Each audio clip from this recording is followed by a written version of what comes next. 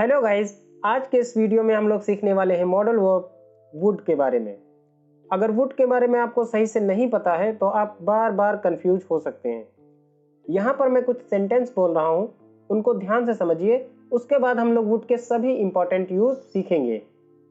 She said that she would go to the market. उसने कहा कि वो बाजार जाएगी. I would go to the beach during summer vacations.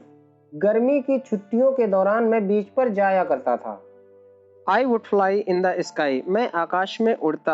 I would have become a good guitarist. मैं एक अच्छा गिटारिस्ट बन चुका होता. इन दोनों में मैंने इफ वाला क्लॉज नहीं लिखा है, वो अभी हम लोग आगे सीखेंगे। फिलहाल यहाँ पे देखिए, वो बाजार जाएगी, जाएगी, आएगी, खाएगी, मतलब यहाँ पर फ्यूचर की बात हो रही। इसके लिए मैंने वुड का यूज कर लिया। दूसरा सेंटेंस देखिए, जाया करता था, या अगर हमें बोलना हो खेला करता था, पढ़ा करता था, मतलब यहाँ पर किसी हैबिट की बात की जा रही है जो बीते हुए समय में आप किया करते थे। इसके लिए भी हमने वुड का यूज कर लिया। आगे देखिए, मैं आकाश में उड़ता, या मैं वहां जाता, उससे मिलता। यहाँ पर आप कुछ इमेजिन कर रहे हैं और ये एक अनरियल सिचुएशन है। इसके लिए भी मैंने वुड का यूज कर लिया है। आगे देखिए, बन चुका होता या बन गया होता, मतलब यहाँ पर आप बात कर रहे हो कुछ ऐसा जो नहीं हुआ। इसके लिए भी हमने वुड का यूज किया है। तो यहाँ पर आपने देखा सिचुएशन के हिसाब से हिंदी बदलती गई, लेकिन इंग्लिश में हमने सभी सिचुएशन के लिए वुड का यूज किया। इसलिए आपको हिंदी पे ज्यादा ध्यान नहीं देना है, आपको उन सभी सिचुएशंस को ध्यान से समझना है जहां पर वुड का यूज किया जाता है। इस वीडियो में हम लोग सीखने वाले हैं वुड के सभी important use. Welcome back to my channel, this is Tauseef and you are watching grow your English. कहते हैं वुड विल का पास्ट है। हालांकि वुड के बहुत सारे यूज हैं, लेकिन इसका एक यूज विल के पास्ट में भी किया जाता है। तो चलिए सबसे पहले हम इसी को समझ लेते हैं। मान लो मैंने विल का यूज करते हुए फ्यूचर टेंस में एक सेंटेंस बोला, I will make a new video tomorrow. कल मैं एक नया वीडियो बनाऊंगा। अब मान लो एक दिन बीत गया, तो यही बात जब हम किसी दूसरे को बताएंगे या अपने मन में सोचेंगे, तब हम विल को वुड में चेंज कर लेंगे और कुछ इस तरह बोलेंगे, yesterday I decided that today I would make a new video. तो जब भी आप फ्यूचर की बात करते हो और वो समय बीत जाता है, उसके बाद अगर दोबारा आपको वही बात बोलनी है तो आप विल की जगह वुड का यूज करते हो। जैसे she said that she would go to the market. उसने कहा कि वो बाजार जाएगी। Neha said that she would send me all the details by email. नेहा ने कहा कि वो सभी विवरण मुझे ईमेल के द्वारा भेजेगी। वुड का यूज हम रेगुलर पास्ट एक्शंस के लिए भी करते हैं, मतलब कोई ऐसी हैबिट जो आप पास्ट में किया करते थे लेकिन अब नहीं करते हैं। जैसे when I was in Mumbai my mom would call me daily. जब मैं मुंबई में था, मेरी मम्मी मुझे रोज कॉल किया करती थी। Every weekend I would go to the beach during the summer vacation.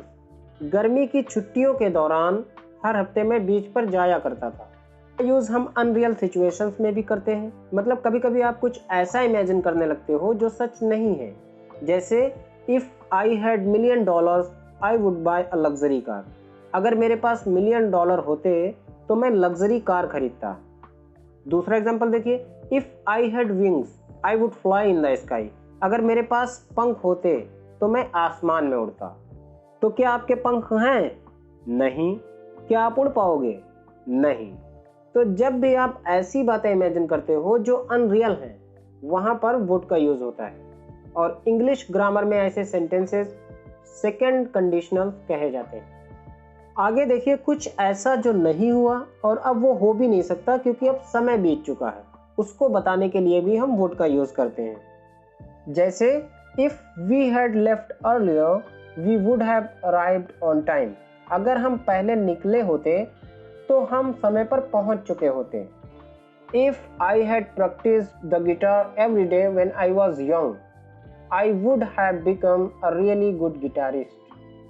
अगर मैंने रोज गिटार की प्रैक्टिस की होती जब मैं यंग था, तो मैं वास्तव में एक अच्छा गिटारिस्ट बन चुका होता। इंग्लिश ग्रामर में ऐसे सेंटेंसेस थर्ड कंडीशनल कहे जाते हैं।